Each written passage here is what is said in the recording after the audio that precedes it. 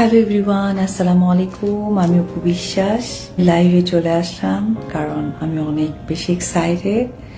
আপনারা দেখতেই পাচ্ছেন মানে এক্সাইটমেন্টটা কেন, ক্যাপশন দেখে বুঝতে পারছে। আমার ভয়েস ঠিকঠাক পাচ্ছেন কিনা প্লিজ আমাকে একটু আপনারা জানাবেন। এর কাছে আমি কৃতজ্ঞতা জানাই। আর সর্বপ্রথম যে মানুষদের প্রতি আমার কৃতজ্ঞতা, তারা হচ্ছে আমার ফ্যান ফলোয়ার, সব সময় আমাকে সাপোর্ট করে আসে।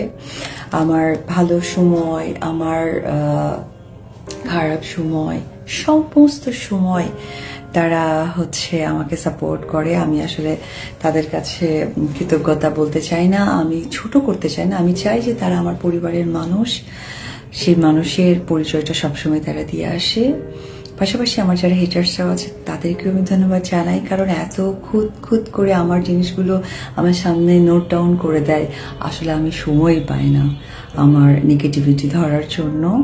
সাকিব বুবলির যুক্তরাষ্ট্রের সফরের পিকচার দেখে তোলপাড় চলছে নেট দুনিয়ায়। ওই ফুটেজ দেখে অপু বিশ্বাস এইমাত্র লাইভে এসে রেগে আগুন।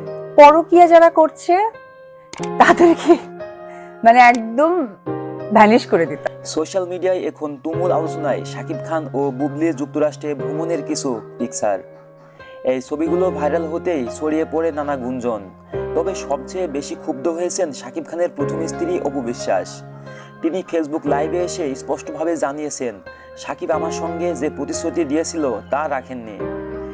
এভাবে একটার পর একটা সম্পর্ক দেখিয়ে সামাজিকভাবে আমাকে অপমান করা হচ্ছে। অপু বিশ্বাসের এই মন্তব্য সাকিব ভক্তদের মাঝে তৈরি হয়েছে মিশ্র প্রতিক্রিয়া। আবারও অনেকে মনে করেছেন ব্যক্তিগত জীবন নিয়ে এতটা সামনে না এলেও ভালো হতো। আপাতত এই ঘটনার বাংলা ফিল্ম পাড়ায় চরম উত্তেজনা।